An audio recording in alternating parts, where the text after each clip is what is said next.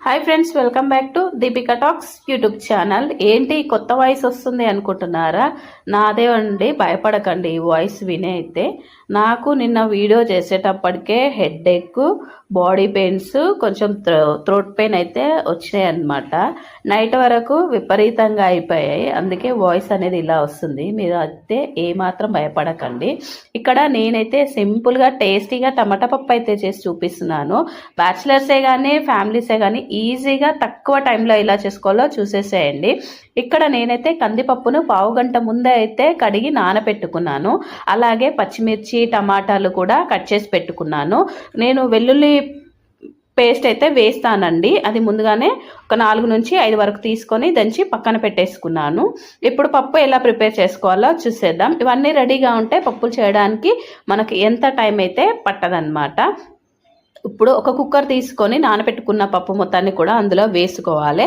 పావు tea spoon పసుపు, 1 table spoon నూనె, ముందుగా కట్ చేసి పెట్టుకున్నటువంటి కరివేపాకు, పచ్చిమిర్చి, టమాటా, వెల్లుల్లి పేస్టు, కారం అయితే వేసుకోవాలి. నేను పచ్చిమిర్చి వేసాను, కారం కూడా వేసాను. మీరైతే చూసి వేసుకోండి.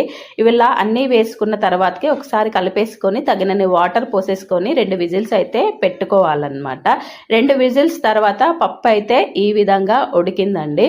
ఇక్కడ నేనైతే చిన్న నిమ్మకాయ సైజ్ అంతా చింతపండు తీసుకొని గుజ్జు అయితే ముందుగానే తీసి పెట్టుకున్నాను. ఈ పులుసు మొత్తాన్ని కూడా పోసేసాను. ఇందులోనే సన్నగా తరిగినటువంటి కొత్తిమీర కూడా వేసాను. రుచికి సరిపడా ఉప్పునైతే వేసాను. ఎక్కడ కూడా నేను ఉప్పు యాడ్ చేయలేదండి, చివరిలోనే వేస్తున్నాను అనమాట.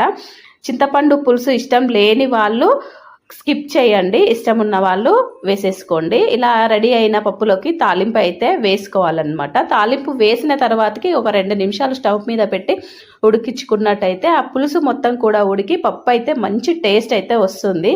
ఎప్పుడు కూడా మీరు ఇలా ట్రై చేయకుంటే ఈసారి ఇలా ట్రై చేయండి. పప్పు ఇలా లూజ్గా ఉంటేనే బాగుంటుంది, ఎందుకంటే చల్లారే కొద్దీ గట్టి పడుతుంది కాబట్టి. ఇది మా డిన్నర్లోకి సింపుల్గా ఇలా పప్పు చేసేసి అంచుకు పాపడాలు కూడా చేశానండి. అలాగే అన్నం వండుకున్నాము. మార్నింగ్ చేసినటువంటి బెండకాయ టమాటా కర్రీ, పచ్చిపులుసు కూడా ఉన్నాయి. ఇది మా నైట్ డిన్నర్ అనమాట. ఈ వీడియో కనుక మీకు నచ్చినట్లయితే please like, share, subscribe. Thank you.